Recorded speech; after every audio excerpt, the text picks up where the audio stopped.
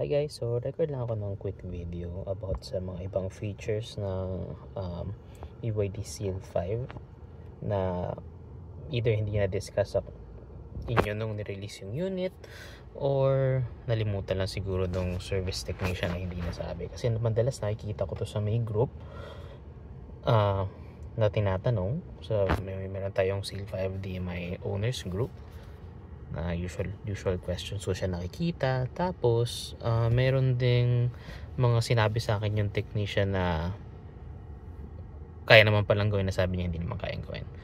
So first, start natin dito sa may instrument cluster natin. Pwede mo actually palitan yung nakikita mong information dito sa harap. So para mapalitan mo yan is dito sa steering wheel, pindot mo itong parang may back button. So pag pinindot mo siya, makikita mo doon is magpapalit yung information doon sa instrument cluster. Para ma-navigate mo siya, is ito lang pipindutin mo. Left, right, dito sa may right ng steering wheel. Tapos pag gusto mo ng up and down, is itong scroll. Makikita mo papalit yung info doon sa may infotainment. Sa may instrument cluster. So, kung gusto mo palitan yung naka-display na screen dito sa may home, pindot mo lang yan, yung sa may back button, and then make sure na dito ka sa I, which is yung information section. Tapos gamitin mo yung scroll para makapili ka up and down. So maraming choices dyan. Ito makikita mo rin dito yung PSI ng tire pressure ng gulong mo. Tapos nakikita mo yung akin na naka PSI na, which is nung paglabas sa kasa is naka by default siyang naka-default siyang KPA. Tapos sabi sa akin nung service technician doon sa may kasa is hindi daw napapalitan yun, which is pakita ko sa inyo mamaya, which is kaya naman siyang palitan, sobrang dali lang. Tapos ito makikita mo rin yung power and gas consumption, past 50 kilometers sa gas and power consumption. Kasi ito makikita mo dito pag ito yung pinili mo is ito yung makikita mo yung battery level, and then kung electric motor or yung ICE engine yung nag-on, tapos kung bumabalik din yung energy through regenerative braking, makikita mo siya dyan. Kasi ito yung mga total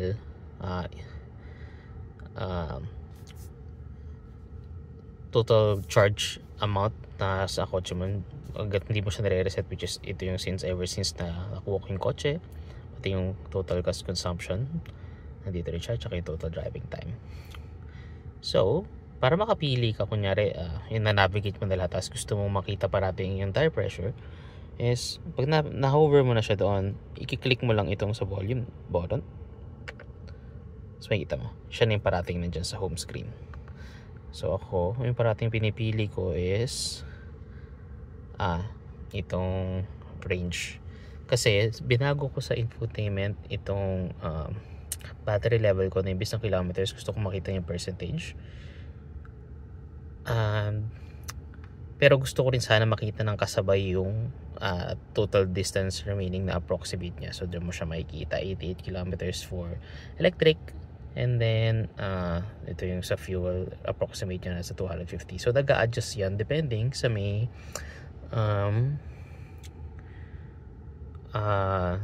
driving habits mo. Okay, so yun yung gusto mo palitan yung sa home screen. Ito naman may iba-iba pa tayong settings dito dun sa may menu rin sa instrument cluster, which is ito mapapalitan mo, ito yung speed limit detection niya. So pwede kang mag-set ng speed na gusto mong i-maintain. Kunyari nasa SLEX guys, gusto mong mag-maintain ka lang ng 80. So same lang din, navigate ka dun sa number, tapos i-click mo. Mangyari nun, pag lumagpas ka dun sa 80 is mag-a-alarm tong instrument cluster na gano'n na, ibig sabihin overspeeding ka na. So ako in-off ko lang yun kasi medyo nakakairita siya.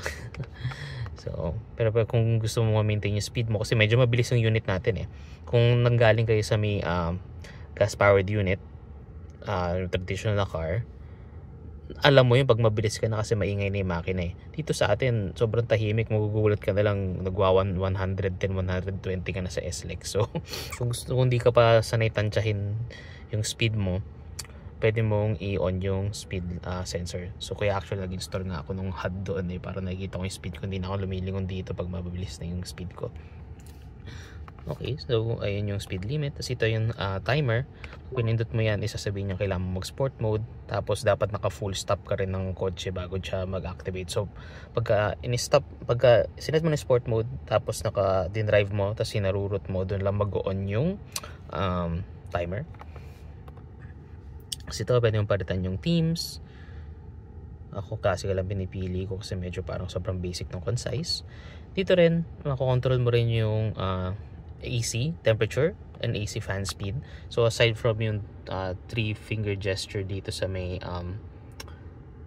infotainment, mapapalitan mo rin siya actually dito. So pagka medyo mabilis yung takbo mo, tapos ayaw mo tanggalin yung kamay mo sa steering wheel, mas madaling dito na lang siya palitan kaysa bitaw mo yung steering wheel tapos magkakaganyan-ganyan ka pa dito, nakalingon ka pa, hindi ka nakatingin sa kalye.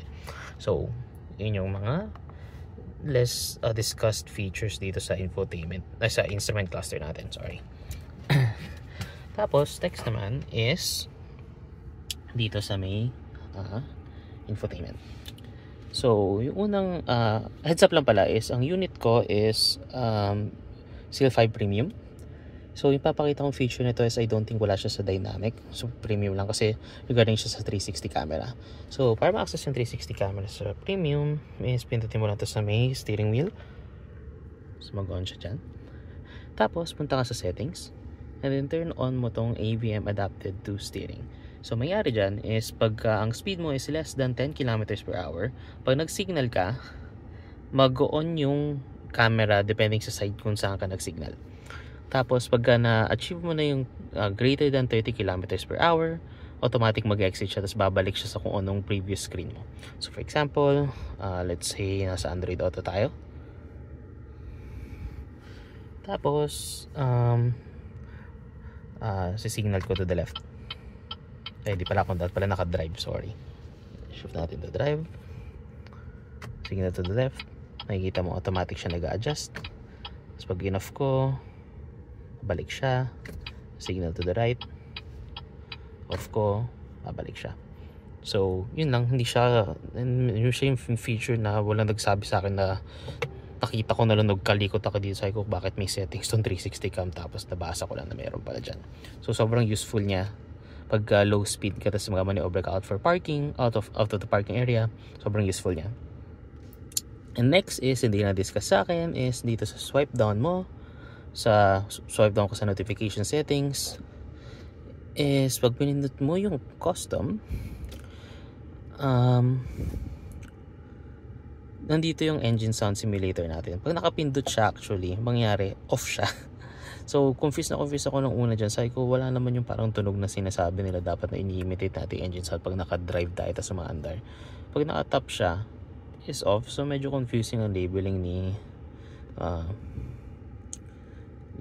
BYD dyan. So napansin ko pag naka-ilaw yan, kala ko naka-on, wala naman kami naririnig. So pero pag dito naka-off meron. So ayun ko, confusing siya, or feeling ko ako lang. Pero yun yung isa doon. Tapos ito, auto dome lights. Una, hindi ko rin siya maintindihan. Which is, ibig sabihin pala niyan is pag binuksan mo yung pinto ng kotse, iilaw yung mga ilaw natin sa loob. So yung una, tagal kong hinanap yan, tinatry ko siyang i-hold. Kala ko may settings na para wag binuksan yung pinto mag-on. Kasi sa lumang car namin is meron lang parang switch dito na igigitna mo. Tapos setting na yun na madedetect niya pag binuksan mo yung door mag-on yung lights. So dito pala is nasa loob siya ng infotainment. Tapos wala pa siya by default dun sa may shortcuts. Doon pa siya, pupunta ka pa sa custom. Tapos kung gusto mo ilagay doon, matadrag and drop mo naman siya.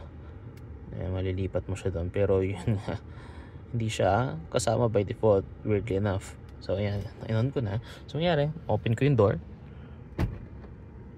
Diba? Makikita mo nag-on na siya. Pati yung nasa likod. Umaga lang, so hindi masyado makita.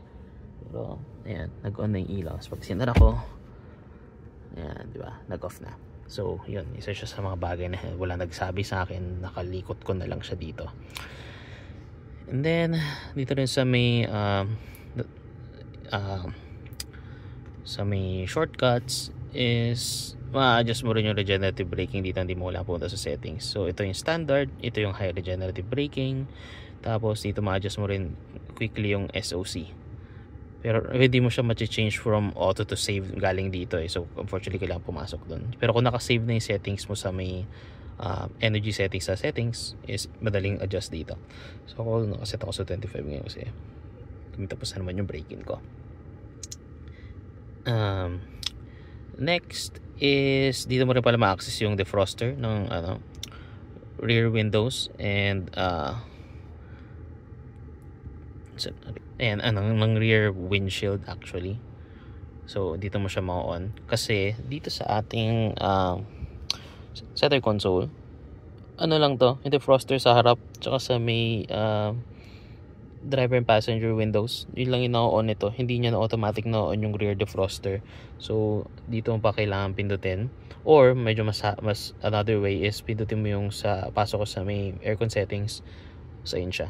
Tapos ito rin yung itong pindutin na to is same nang nandito sa console, pero yun pa kailangan pumasok dito sa AC settings, pero pwede mo naman din siyang i-on dito. Okay. Tapos napansin ko na pala sa speaking of electric speaking of defogger, defroster is medyo hindi effective yung pagka may sobrang foggy. So nasa area kami na medyo malamig, pagka madaling araw, pag kahit i-on mo yan defroster tsaka dito pindutin mo yan, ang tagal mawala nung fog sa salamin. So napansin ko ang pinakamadaling paraan is set mo yung, so turn on natin, automatic mo set yan sa fan na pinakamalakas. I-set ko ng highest settings ng temperature para mabilis mag-defrost yung windows. Pagka na-defrost na naman yan, pwede mo na siyang ibalik sa normal settings mo, pero make sure lang na ang iyong air recirculation is kumukuha sa outside air para mag-balance out yung temperature. At patayin na natin, medyo maingay fan. Balance out yung temperature at hindi ulit mag-fog ang iyong windows. So balik natin siya sa ating temperature. Medyo mainit yung ginawa ko. Yan. Okay. And then yung other setting na hindi rin nila nasabi is dito sa loob na mismong settings. Yung binanggit ko kanina, yung tire pressure na metric system is kung gusto mo na naka PSI, which is dun tayo sanay, go sa settings, go to system, and dito ka sa system, go to general, go to unit, and then dito mo siya pwede palitan. Sobrang daming pwede palitan yan. Yung power yan, just ito yan sa may right dito. So pag binit horsepower lalabas yan, kilowatts. Ako niwan ko na siya sa kilowatts, mas madali, mas nasanay na ako doon. And then ito yung sa PSI, so set ko muna to PSI ito para makita niyo yung changes. Yan. So pag pinindot ko yung bar, papalit siya ng bar. Pindot ko ito KPA, lipat siya to KPA. So yan, PSI lang tayo, so dali siyang intindihin. Ayan. And then pwede mo rin palitan yung mga fuel consumption dito. Okay, so yun, hindi rin naturo sa akin yun. Sabi sa akin hindi daw kaya palitan yun, KPA, stuck ka lang daw to KPA. I mean, nandito lang naman pala, napakasimple dito sa settings. The next is yung sa pag-aangat yung front wipers. Ang pinakamadaling paraan lang is go to settings, then service, overhaul, and then front wiper check. Nakikita mo, aangat na yan. So pansin ko pala guys, sobrang taas ng inaabot ng ating wiper dyan. So hindi ko mapaglagay ng sticker dyan. Kami sa subdivision kasi namin required daw ilagay dito sa left side yung stickers, ay kundi aabot at masasapol ng wiper. So lahat ng stickers namin nandun lang sa may kanan.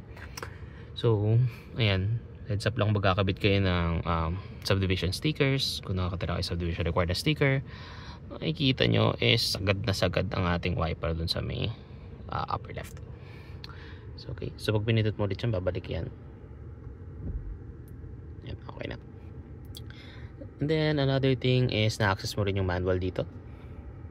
So in case mo misplace mo yung manual mo na booklet, yung physical copy mo,